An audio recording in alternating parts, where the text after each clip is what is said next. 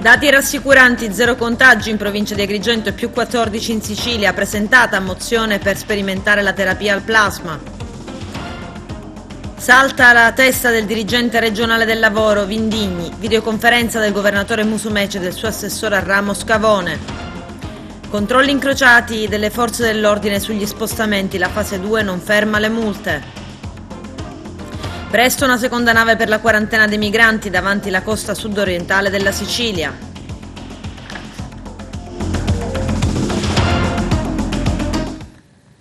Bentrovati gentili telespettatori al nostro appuntamento con l'informazione. In Sicilia si registrano 14 nuovi casi di contagio da coronavirus, mentre la provincia di Agrigento resta a 0 ed è stata presentata una mozione al governo regionale che chiede l'attivazione di un progetto di sperimentazione della terapia al plasma in Sicilia per curare i pazienti affetti da Covid. Il servizio del nostro direttore Arturo Cantella.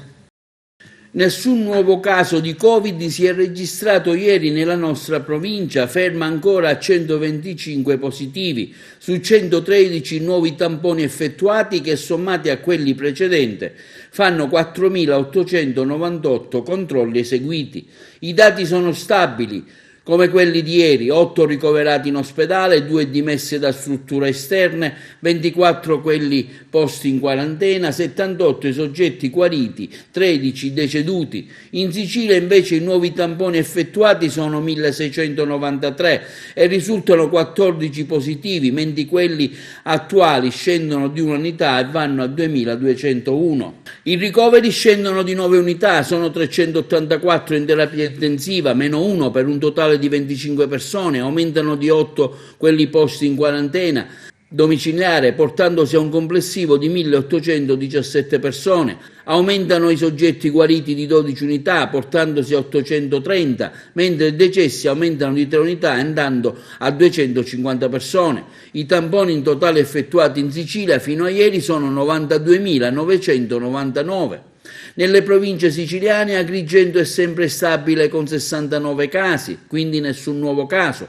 In aumento ancora è sempre Catania, una provincia con 6 nuovi contagi, e risulta essere sempre al primo posto, dovuto ai nuovi casi registrati presso la casa di cura di Caltagirone, sequestrata dai carabinieri su disposizioni della procura, che attualmente sta svolgendo indagini per omicidio colposo per via dei 13 decessi registrati e dei 41 contagiati. Mentre nelle altre province la situazione di massima è stabile o addirittura in diminuzione. Messina registra meno 3 casi, i contagi vanno a 370, Enna a meno 2 e va a 292, Palermo stabile con 397, così anche Trapani con 92, Caltanissetta diminuisce di 2 unità e si porta a 125, Ragusa stabile a 54, Siracusa ferma a 111. Intanto, sempre in tema di Covid-19, arriva l'appello al governo regionale per attivare un progetto di sperimentazione della plasmaterapia in Sicilia per curare i pazienti affetti da Covid-19. È il contenuto infatti di una mozione inviata dal gruppo parlamentare Ora Sicilia al governo regionale. La terapia, che si basa sull'infusione del plasma iperimmune ricavato dai pazienti guariti, dichiarano i deputati Genovese, Lantieri e Gennuso, ha già fatto registrare decine di guarigioni negli ospedali di Mantova e Pavia, dove la plasmaterapia è stata adottata in via sperimentale. Un processo terapeutico che pare contraddistinguersi non solo per i livelli di efficacia, ma anche per i costi molto contenuti e per la sostanziale assenza di effetti collaterali, tutti elementi questi che sono stati di recente evidenziati dalla prestigiosa rivista Nature. In Umbria e in Puglia, sottolineano Genovese, Lantieri e Gennuso, a breve verranno avviati gli iter necessari per la sperimentazione di questa risorsa terapeutica molto promettente, che potrebbe rilevarsi decisiva nel contrasto alla crisi epidemiologica innescata dalla diffusione del Covid-19. La Sicilia non può e non deve farsi trovare impreparata su questo importante fronte, dopo aver dimostrato, come certificano i dati sul contagio, di aver messo in campo misure vincenti per il contrasto al coronavirus. Siamo convinti, concludono i deputati, che il governo Musumeci, in particolare l'assessore alla sanità Ruggero Razza, accoglieranno con favore l'indicazione di Ora Sicilia. Una donna torna a Ravanusa dall'Inghilterra, ma si vede chiudere la porta in faccia 2 volte dalla figlia e dall'ex marito. I dettagli nel servizio. Una città in subbuglio per la presenza di una donna di origine romena proveniente dall'Inghilterra è giunta con mezzi di fortuna a Ravanusa per ricongiungersi con la figlia che vive in paese. È dovuto intervenire anche il sindaco Carmelo D'Angelo per cercare di riportare la calma tra gli abitanti. Il fatto è questo: una volta giunta in paese la donna si è presentata a casa della figlia che non l'ha voluta accogliere nella sua abitazione. Allora la donna è andata a bussare nella casa del suo ex compagno, che dopo aver chiuso la relazione con lei si è anche sposato ed ha trovato l'attuale moglie di lui che ha rifiutato di farla entrare. Nel frattempo, visto che la donna non aveva una fissa dimora e un luogo in cui abitare, il sindaco e le autorità sanitarie hanno allertato l'unità Covid, che è intervenuta con un'ambulanza medicalizzata ed ha trasferito la paziente sottoposta a tampone in ospedale a Canicattì. E mentre la paziente veniva presa in carico dai medici regolarmente bardati e con tutte le protezioni individuali del caso, la gente è uscita sui balconi delle proprie abitazioni per filmare la scena che poi è diventata virale. Adesso della vicenda si stanno occupando gli assistenti sociali del comune, che su indicazione del sindaco stanno cercando di trovare una sistemazione per la donna. Dopo essere stata sottoposta a tampone ed essendo proveniente da una nazione estera come l'Inghilterra, che è una zona rossa, la donna dovrà osservare un periodo di quarantena obbligatoria ed è per questo che si cerca una sistemazione. L'esito del tampone potrebbe arrivare già nella giornata di oggi. Proseguono i controlli della polizia per far rispettare le prescrizioni dell'ultimo decreto del Presidente del Consiglio che, sebbene abbia previsto degli allentamenti delle misure restrittive, ha sottolineato la necessità del rispetto del divieto di assembramento anche nei luoghi pubblici o aperti al pubblico. Le numerose autocertificazioni fornite dagli utenti della strada agli operatori di polizia sul territorio sono state sottoposte a controlli incrociati per verificarne la veridicità. Ieri in tarda sera, nel corso di uno specifico servizio svolto dalle volanti nella zona balneare di San Leone, dopo una segnalazione alla sala operativa, gli agenti sono intervenuti nella nota piazza Giglia. Era stato infatti segnalato un assembramento di persone non rispettose delle distanze di sicurezza. Alla vista degli agenti molti individui si dileguavano. 4 persone venivano controllate, identificate e sanzionate per aver contravvenuto al citato divieto di assembramento.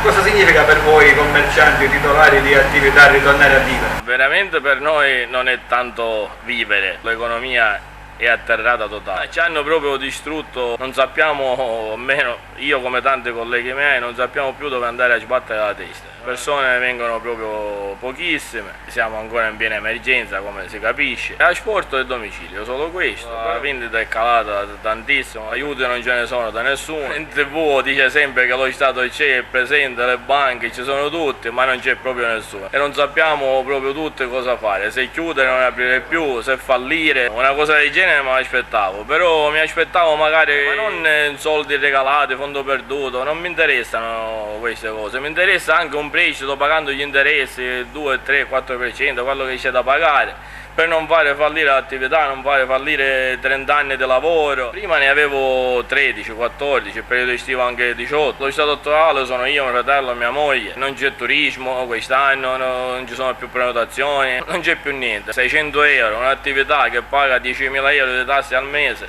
penso che è una cosa vergognosa. Come si deve andare avanti più non si sa. E come andrà a finire non si sa neanche. L'appello è di darci aiuti, come gli dico, aiuti concreti, non solo di parole come hanno fatto fino ad ora. Vogliamo vedere gli aiuti per tutti, per tutto il settore. Viviamo di turismo. Quest'anno dove sono i turisti? E non venendo i turisti noi abbiamo gli assegni, abbiamo le scadenze, abbiamo le tasse, abbiamo tutto che stiamo spostando, rinviando, ma anche spostando e rinviando, le scadenze arriveranno. Se non ci sono aiuti concreti, se non ci sono fatti, qua si fallisce. La fiducia c'è, anche se va avvenendo. All'inizio c'erano tutti gli slogan, andrà tutto bene, andrà tutto bene. Ora da parte mia e penso da parte di molti non lo so più se andrà bene o andrà male. Perché si incomincia a perdere un poco di fiducia. Non ho più né sentito cantare né sentito suonare nessuno, ora si sentono solo lamentele.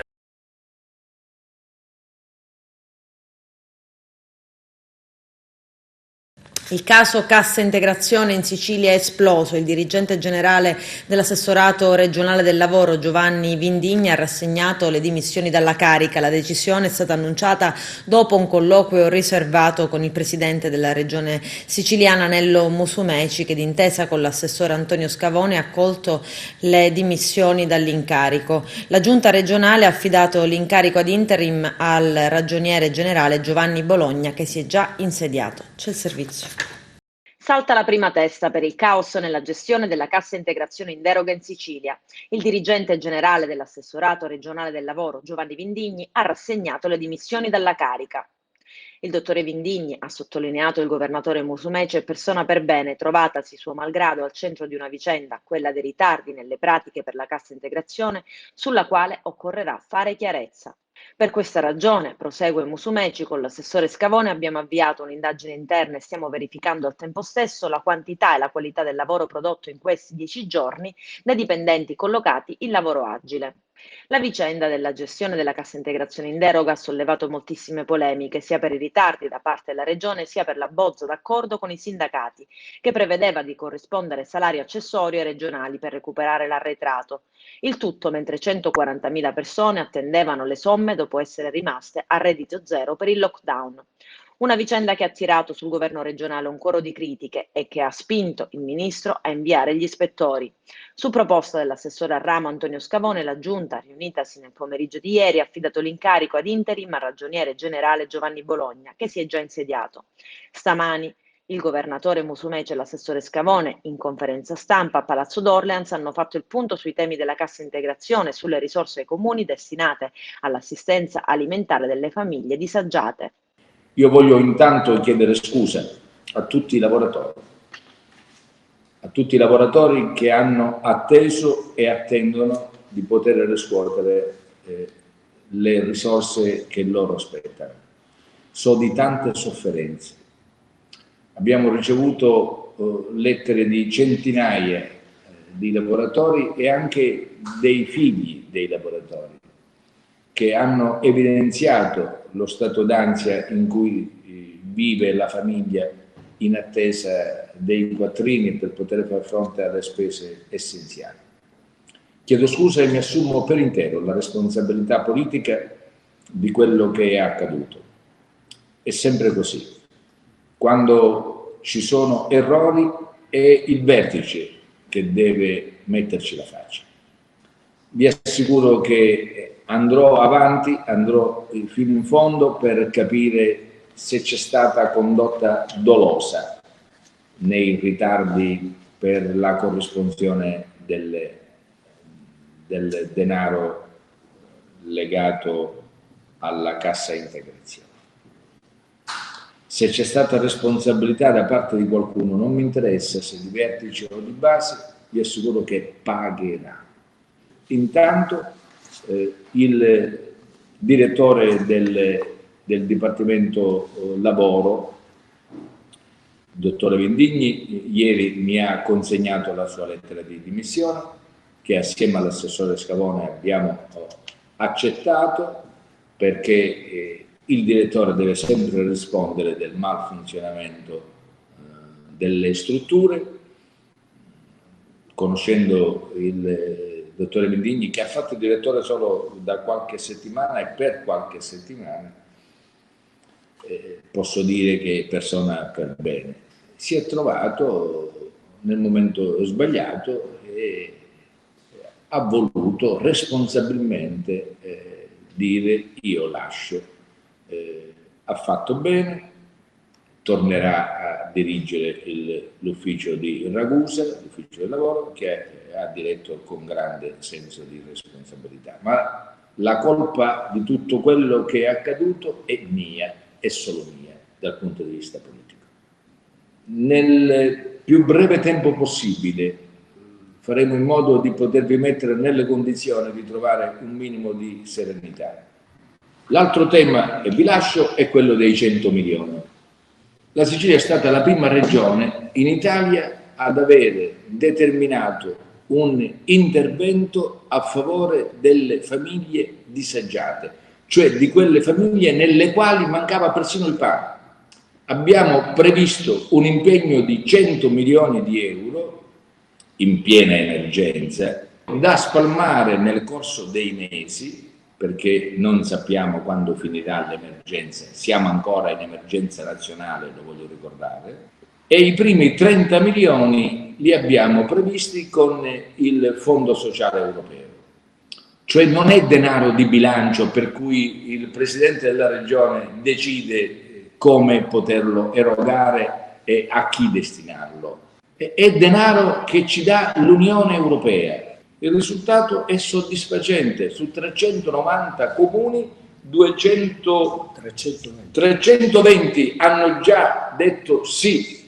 Noi abbiamo bisogno di questo denaro, hanno firmato già la convenzione, e dei 320 che hanno già firmato la convenzione, 297 hanno ricevuto la erogazione della risorsa, che con grande soddisfazione ha tirato fuori da una condizione di emergenza una comunità che è stata protagonista di questo esito non traumatico e non drammatico.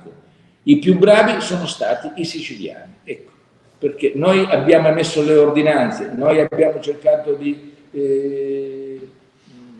declinare nel tempo anche le modalità, abbiamo mantenuto la linea del rigore, ma se i siciliani non fossero stati obbedienti, responsabili, tutto sarebbe andato a 48. È chiaro che la festa non è ancora cominciata, nel senso che conviviamo con il virus, vedo molta gente in giro senza mascherine e nei negozi senza guanti. Noi stiamo preparando un'altra ordinanza per la metà di maggio, abbiamo chiesto in questi giorni di far aprire le sale di parrucchiere per uomo e per donna, crediamo che possano aprire anche i negozi al dettaglio, possono riaprire nelle giuste modalità tante altre attività. Con la legge finanziaria abbiamo messo a disposizione di tutte le categorie tante risorse alle quali possono attingere le piccole e le medie imprese. Sono convinto che mantenendo il senso di responsabilità noi possiamo piano piano allargare la maglia e col governo che ho l'onore di guidare continueremo a seguire questa vicenda sapendo di avere la vostra attenzione e sapendo di ricevere la vostra critica, che deve essere sempre utile, sempre costruttiva e finalizzata allo spirito dell'alleanza e della cooperazione, al di là delle posizioni politiche, al di là delle scelte di ognuno di noi. Ma in Sicilia di governo ce n'è uno solo e con questo governo dobbiamo condividere una stagione di rivincita e di riscossa. Grazie veramente a tutti, rinnovo ancora le scuse ai lavoratori interessati direttamente e vi assicuro che con l'assessore e con gli impiegati stiamo lavorando perché entro la prossima settimana si possa completare questo difficile e angoscioso processo. Grazie, a presto. In Sicilia una seconda nave per la quarantena dei migranti che sbarcano dopo la nave traghetto Raffaele Rubattino della Tirrenia errata nel Golfo di Palermo. Una seconda nave sarà destinata a giorni innanzi alla costa sud-orientale della Sicilia. L'arrivo della seconda nave tra Pozzallo e Lampedusa sgraverebbe di un onere particolarmente complesso Pozzallo e Lampedusa, sedi di hotspot per l'accoglienza dei migranti. Il nostro direttore Arturo Cantella.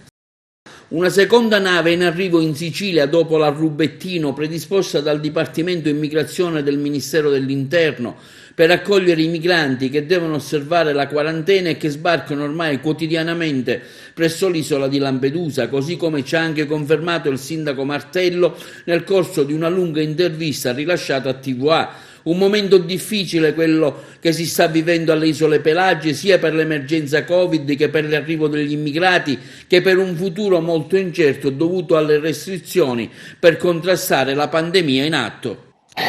La situazione, sta tornando verso la normalità, per così dire. nel senso che stamattina sono partiti quelli che erano all'interno dell'hotspot e che hanno fatto i tamponi dopo la quarantena e sono risultati tutti negativi, quindi 110 sono partiti stamattina, 77 sono partiti oggi pomeriggio con delle motovedette della Guardia di Finanza e della Capitaneria di Porto, e 108 sono stati messi all'interno dell'hotspot, e quindi il resto è sul Molo Favaloro, che attende di essere trasferito domani mattina. Per il resto, l'emergenza come è stata vissuta nell'isola? L'emergenza l'emergenza è dovuta intanto al coronavirus. Nel senso che si tratta di fare rispettare i decreti che sono stati approvati nei confronti, il rispetto sia nei confronti dei migranti sia nei confronti anche dei cittadini di Lampedusa. I provvedimenti sono fatti solo ed esclusivamente per questa emergenza da Covid-19.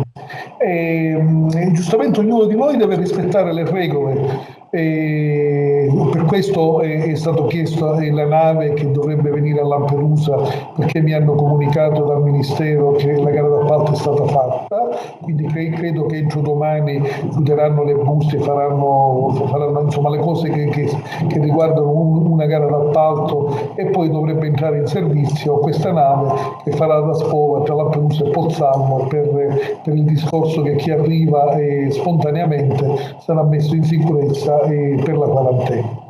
Il problema come la stanno vivendo i cittadini di Lampedusa, la paura c'è, perché da un lato lo dimostra anche il fatto, i numeri, a Lampedusa non ci sono stati contagi da Covid-19. Abbiamo avuto un solo caso di una persona che è venuta a Lampedusa da Bergamo e che comunque è sotto controllo, e quindi stiamo aspettando l'ulteriore tampone perché venga, come si dice, dichiarata guarita. Poi per quanto riguarda il resto, c'è una tensione sociale dovuta al fatto della ripartenza. Se ci sarà una ripartenza dal punto di vista economico, lì i problemi sono seri, la gente, come si dice, è preoccupatissima, perché ancora oggi non c'è la consapevolezza da parte del governo di considerare Lampedusa una cosa diversa per come può essere la Sicilia o per come può essere l'Italia. Dal punto di vista turistico, considerate che il 90% delle persone che arrivano a Lampedusa arrivano con gli aerei, e le regioni e le persone che arrivano a Lampedusa vengono dalle 4 regioni dove sono stati più contagiati. Diciamo, mi riferisco alla Lombardia, al Piemonte, all'Emilia Romagna, al Veneto, non sappiamo quando loro ripartono, se vanno in ferie o meno, ma il problema critico è come devono viaggiare gli aerei. Siccome secondo me ancora in Sicilia non c'è la consapevolezza anche da parte del governo di capire praticamente come faranno, se ci sarà una riapertura, ad arrivare a queste persone, quindi non vedendo nulla all'orizzonte, io ritengo che sarà molto duro per Lampedusa, e se non saranno presi provvedimenti economici seri nei confronti delle attività imprenditoriali, ma anche nei confronti del tessuto sociale di Lampedusa, abbiamo alla fine avremo che ognuno svenderà le proprie attività, come dice la Lamorgese, il ministro degli interni, alla gente del malaffare. E potete seguire l'intervista integrale del nostro direttore Arturo Cantella al sindaco delle Isole Pelagia Totò Martello stasera alle 21 e domani alle 16. Cambiamo argomento, l'azienda ATM di Messina realizza un video per spiegare agli utenti le buone pratiche e procedure per viaggiare sicuri durante la fase 2, che valgono per tutte le modalità di trasporto. Vediamo. Riparte il trasporto pubblico locale a Messina con attivamento di misure di contenimento e nuovi dispositivi, seguendo le direttive dell'ultimo DPCM governativo per avviare la cosiddetta fase 2. Sono stati implementati i servizi per i cittadini, prevedendo più corse di bus e nello stesso tempo attuati degli accorgimenti per evitare possibili contagi, limitando assembramenti nei mezzi e nelle fermate. Siamo certi che i cittadini, che in queste ultime settimane hanno tenuto dei comportamenti responsabili, seguiranno queste buone pratiche per la loro incolumità e per quella dei lavoratori. A dirlo è il vice sindaco e assessore ai trasporti del comune di Messina, Salvatore Mondello, durante la conferenza stampa via Skype di ATM in liquidazione per annunciare i provvedimenti dell'azienda previsti per il trasporto pubblico locale durante la cosiddetta fase 2 del coronavirus. Continuerà ad essere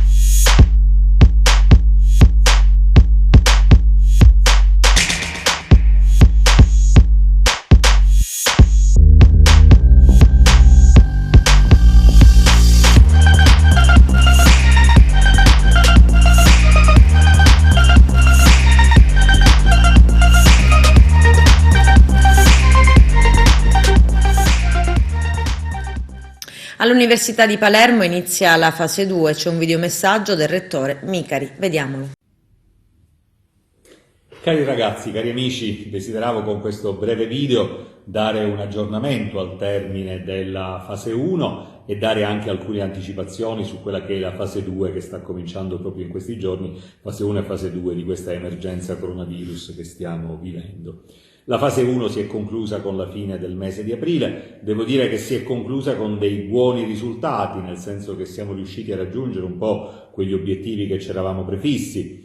Tutta la didattica è stata svolta online, il 100% dei corsi è andato avanti con sostanziale regolarità, siamo riusciti a svolgere la sessione delle lauree di marzo e abbiamo laureato quasi 2.900 ragazzi tra triennali, magistrali e magistrali ciclo unico. Siamo riusciti anche a svolgere una ottima sessione di esami di profitto ad aprile, addirittura il numero di esami che sono stati superati, che quindi sono stati registrati, ha superato quota 29.000. Per dare un'idea, l'anno scorso ad aprile avevamo registrato quasi 15.000 esami, quindi praticamente il doppio, testimonianza di un grande impegno da parte dei ragazzi e anche da parte dei professori. Tutto quanto questo è stato possibile grazie al fatto che tutti hanno veramente gettato il cuore oltre l'ostacolo, dai docenti al personale tecnico amministrativo, il SIA che ha costituito la vera dorsale informatica di tutto quanto il nostro sistema universitario e naturalmente la grande disponibilità da parte dei ragazzi. Devo dire che con l'impegno di tutti si sono ottenuti risultati assolutamente ragguardevoli, superiori a molte università italiane. Devo dire che la generosità che tutti hanno dimostrato, l'impegno che tutti hanno dimostrato si è visto anche in altri campi. Penso per esempio alla raccolta di fondi per le apparecchiature per il Policlinico. Abbiamo raccolto più di 110.000 euro per appunto l'acquisto di macchinari e altre attrezzature che adesso saranno appunto utilizzate per il Policlinico in questa fase e nelle fasi successive. La fase 1 si è conclusa, con il 4 maggio comincia una fase 2 e allora in questi giorni abbiamo lavorato tantissimo per vedere quali fossero le linee guida e cosa fosse opportuno riaprire con il 4 di maggio, con il 5 di maggio. E devo dire che i principi che ci hanno ispirato sono stati da una parte la forte volontà di dare un segnale di ripresa, di fare vedere che l'università, così come è stata fortemente presente nella fase 1, così vuole aprirsi, vuole ricominciare, vuole ripartire con tutte o quasi tutte le sue attività già nella fase 2 che durerà fino all'estate. Dall'altro lato però i principi che ci hanno guidato sono quelli della gradualità e della prudenza, perché non c'è dubbio che bisogna garantire assolutamente la sicurezza in primo luogo ai ragazzi ma anche ai docenti e al personale tecnico amministrativo. E allora i ragionamenti che abbiamo fatto sono stati sul vedere quali erano le attività che maggiormente era necessario riaprire. In primis i laboratori per lo svolgimento di attività di ricerca, che partiranno già giorno 11 con regole di distanziamento, con regole sull'utilizzo dei dispositivi di protezione individuale, con una serie di altri accorgimenti per la sanificazione e per tutte le altre misure di sicurezza. Dall'11 saranno aperti per professori, ricercatori, dottorandi e assegnisti. L'idea è che da giorno 18 potranno essere aperti anche per i ragazzi che sono impegnati in tesi sperimentali. Nel frattempo, già in quei giorni ripartiamo con l'attività di orientamento. L'attività di orientamento non potrà che essere fatta online, utilizzando il nostro portale e tutti i nostri accessi su tutti i social. Peraltro abbiamo una nuova veste grafica che proprio nei prossimi giorni sarà rilasciata per quanto riguarda il portale, per quanto riguarda tutta la parte dell'orientamento e dell'internazionalizzazione. Sabato prossimo 9 maggio sarà la giornata d'Europa, che quest'anno segna il 70° anniversario della dichiarazione Schuman, che diede avvio al processo dell'integrazione comunitaria. Il Parlamento dell'Unione Europea sta predisponendo una serie di eventi online. Vediamo. Noi avviamo la Festa dell'Europa già domani con un dialogo sulla sostenibilità e il Green Deal europeo, ricordando proprio la Festa dell'Europa. Domani facciamo un webinar destinato a tutti coloro che vogliono conoscere i temi europei. Si ricorda anche il 70° anniversario della dichiarazione Schuman, un ciclo di eventi che appunto cominceranno domani e finiranno giorno 12 di giugno. Sabato mattina un evento realizzato in collaborazione con ben 12 istituzioni scolastiche. Nell'arco dell'annualità istruttiva, almeno viaggio lì nella sede europea per far rendere conto ai ragazzi di quello che realmente è. Posso dare il riscontro di tutta questa attività promossa sul territorio non solo della provincia di Trapani, ma anche della Cese, dell'area agrigentina, sulle attività che vengono promosse in collaborazione con istituzioni scolastici, il polo territoriale universitario sia di Agrigento che di Trapani e tutte le attività collegate alle istituzioni scolastiche sul territorio. Team di giovani che stanno lavorando costantemente nonostante la distanza derivante dalla crisi pandemica sui valori europei, sulle iniziative collegate alle politiche di coesione e allo sviluppo della conoscenza su temi europei.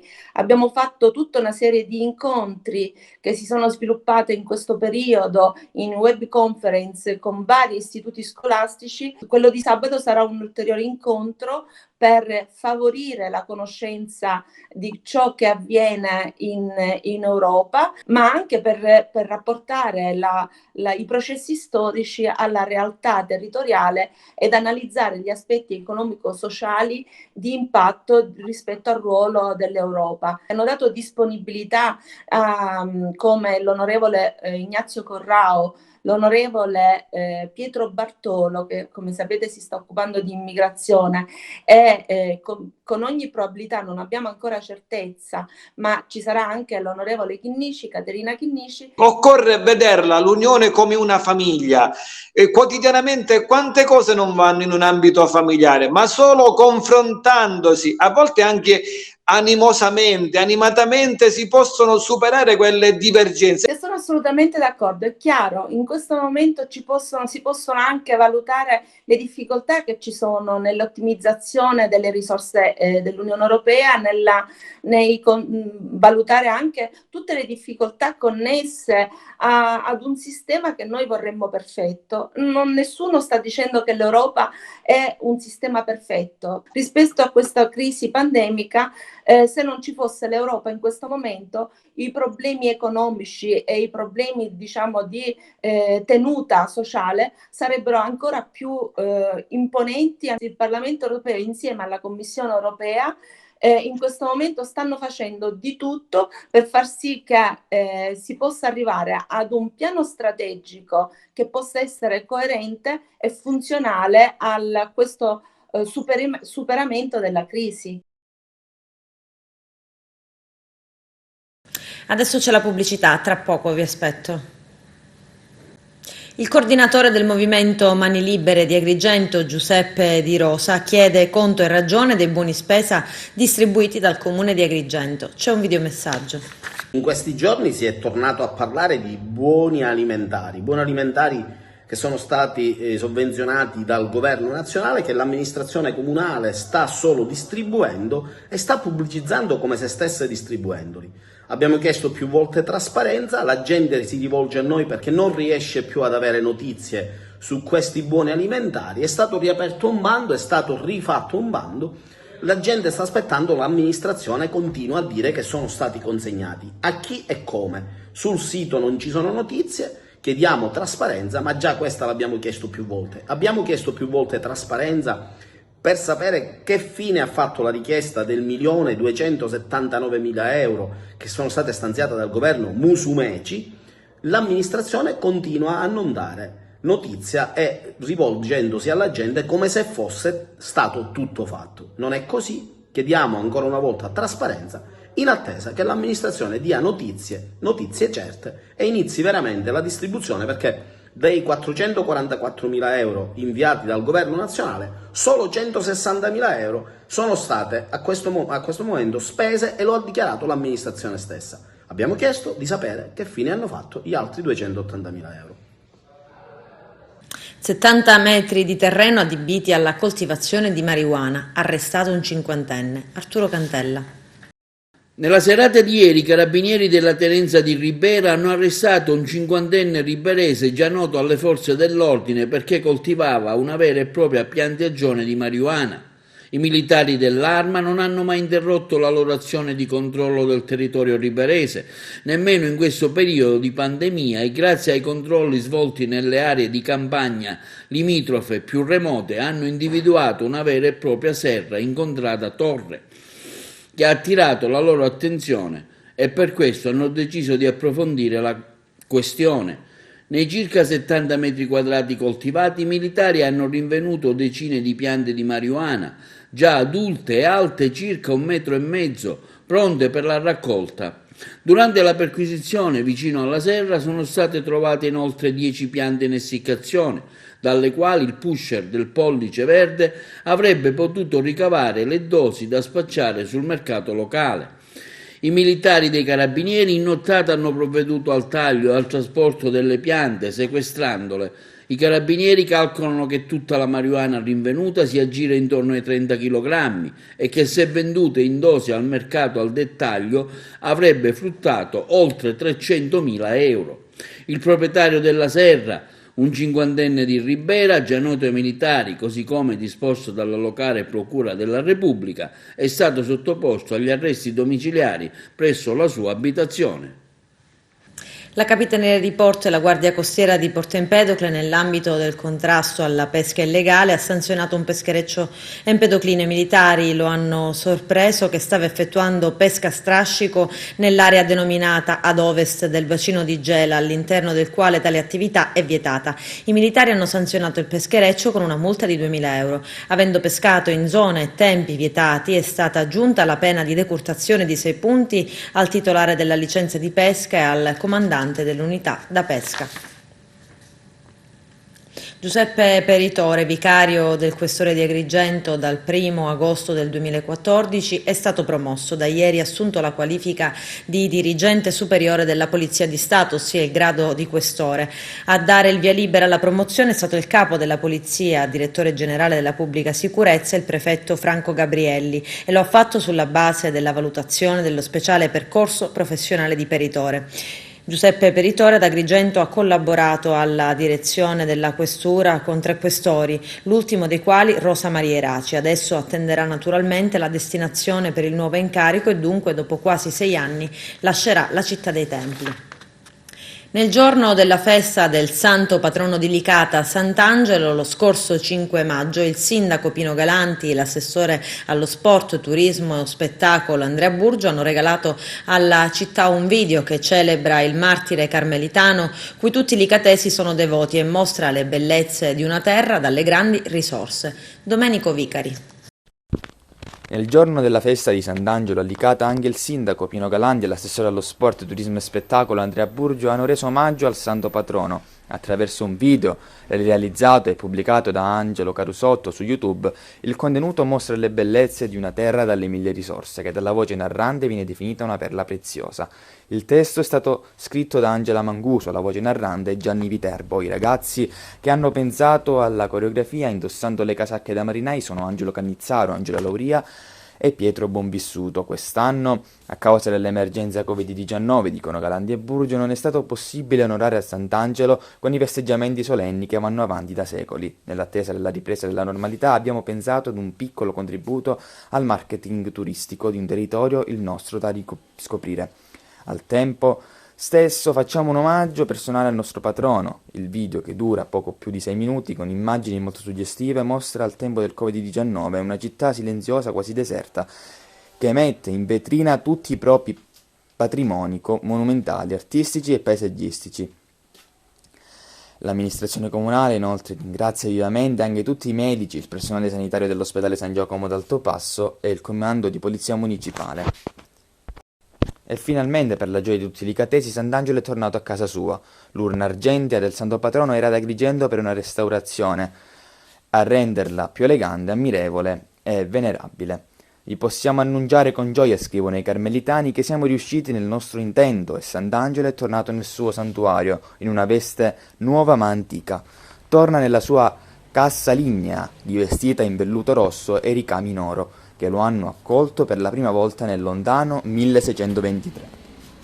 Ringraziamo di vero cuore quanti hanno lavorato nel pieno rispetto delle norme canoniche, nel silenzio e nel nascondimento, come giusto che sia, per onorare al meglio Sant'Angelo e la città che per 8 secoli ne ha custodito gelosamente la memoria.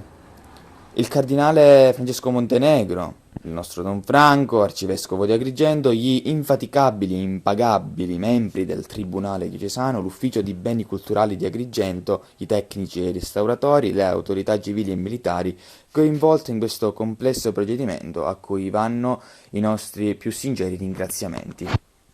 Con questo è tutto, termina qui l'edizione del telegiornale. Grazie per la gentile attenzione e per essere stati con noi. Prima della sigla c'è un video. A presto.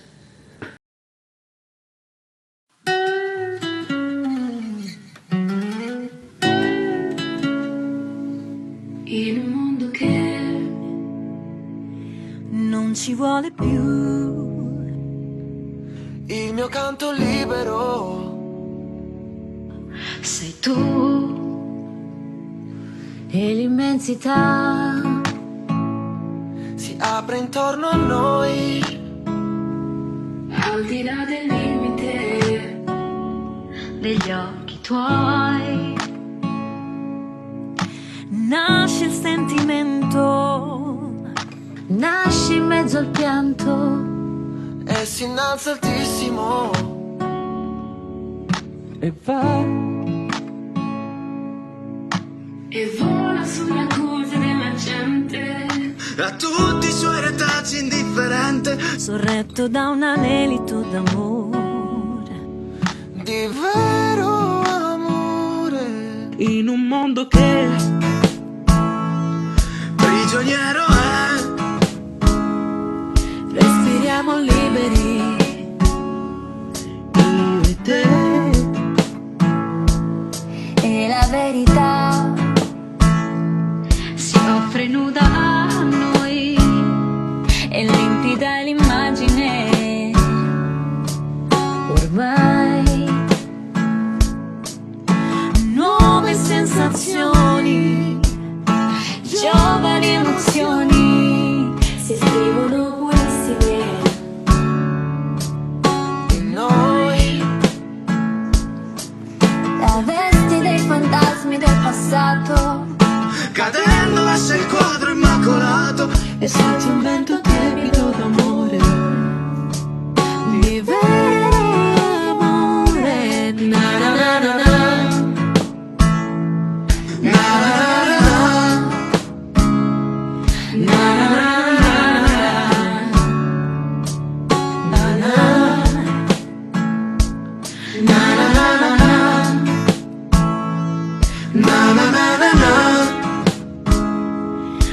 na na na